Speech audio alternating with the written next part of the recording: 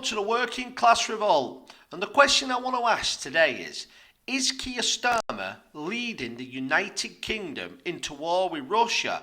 And is he behind what possibly, and I hope I'm wrong on this, may end up leading to World War III? And why is Starmer taking such drastic actions now when President Donald Trump is only weeks away from becoming the president and has already said to both sides of Ukraine and Russia, do not escalate, because if there's escalation, it's going to make it harder for Donald Trump to do what he's promised he would do, and that is to stop the killing, to end the war. But what have we seen from Starmer? Over the last 2 weeks, Keir Starmer has met with Macron from France. Between them, they came up with a plan. They came up with a plan to go to America to convince Joe Biden to allow Ukraine, which up to now has only received aid and money to defend its territory, to persuade him, Joe Biden, who doesn't know what day of the week it is, persuade him to allow Ukraine to fire long-range missiles into Russian territory with total disregard for what may come back. Now, I want to point out that this video isn't about Russia, Ukraine, who's right, who's wrong. This video is about, does our Prime Minister have the right to possibly lead us into Third World War or conflict with Russia or fire missiles into another country simply because he is the Prime Minister? Bear this in mind.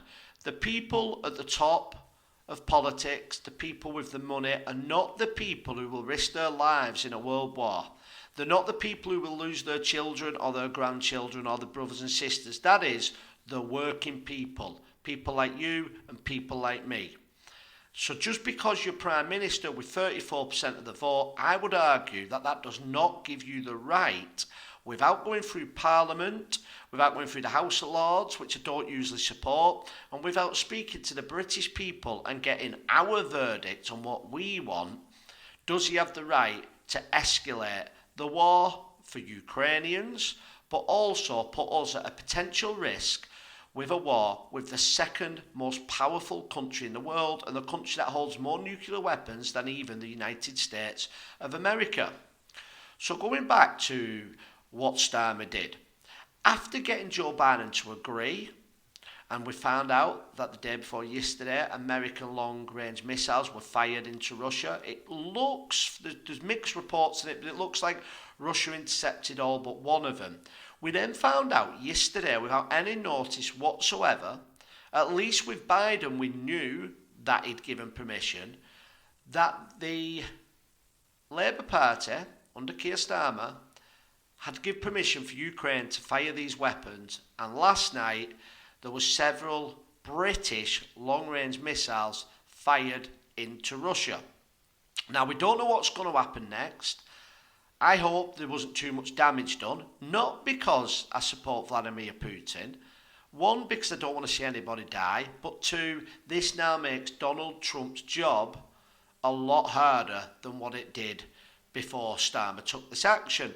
And what the common thing is here is all this has been instigated not from Biden, not even from Macron. It has been instigated from Starmer.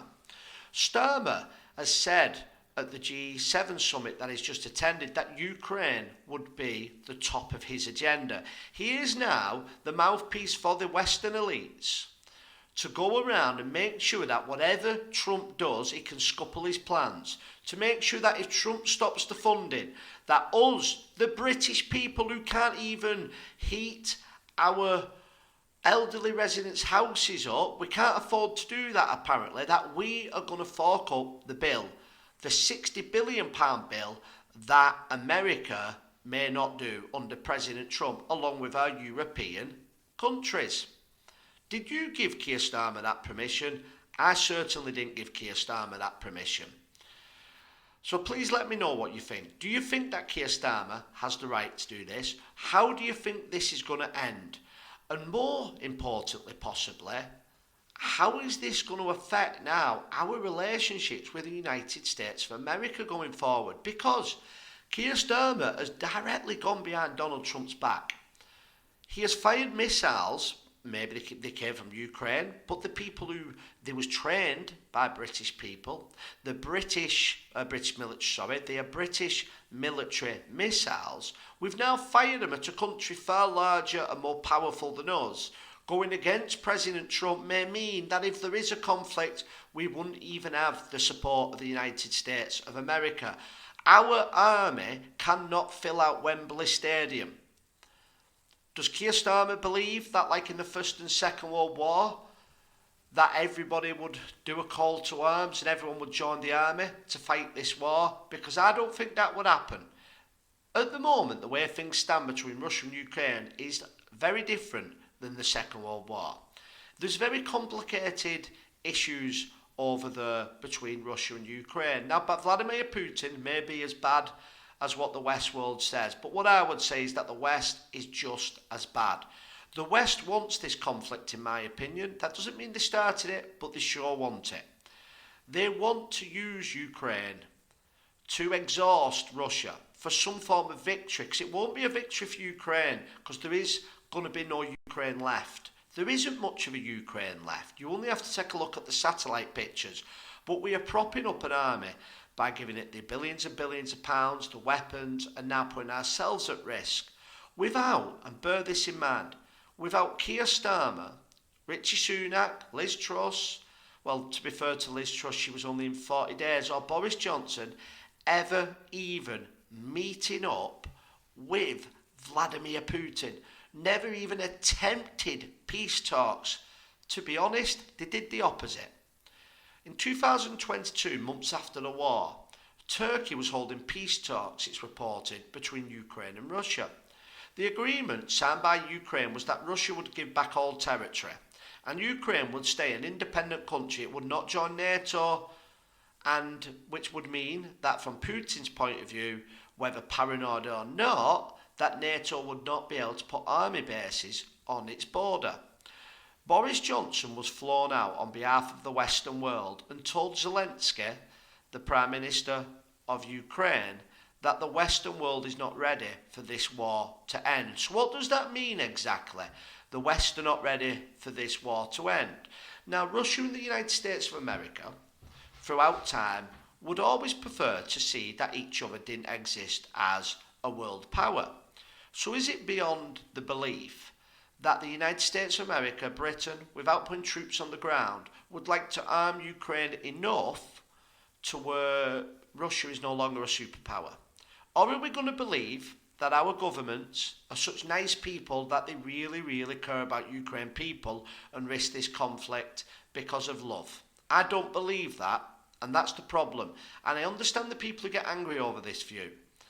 But tell me, when have a British government or an American government, bar Trump, ever showed that they care enough about us, their own people, to believe that they would risk conflict with Russia for people in Ukraine? I don't believe that.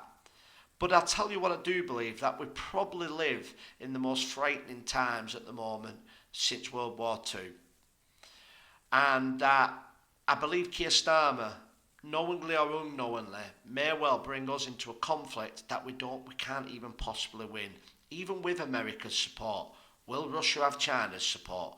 Why would we want to take this risk without even trying to bring peace to Ukraine and Russia? Maybe they try to bring peace and it doesn't work. Then we have that conversation. You have that conversation with the people of this country that elected the Prime Minister.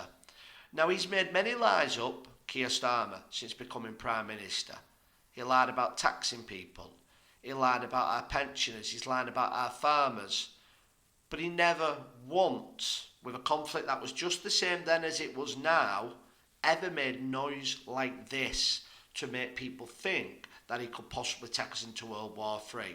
He didn't do anything up till 2 weeks ago when Donald Trump became president-elect. He is doing all of this now because they are scared that Donald Trump will bring peace. Thank you all for watching.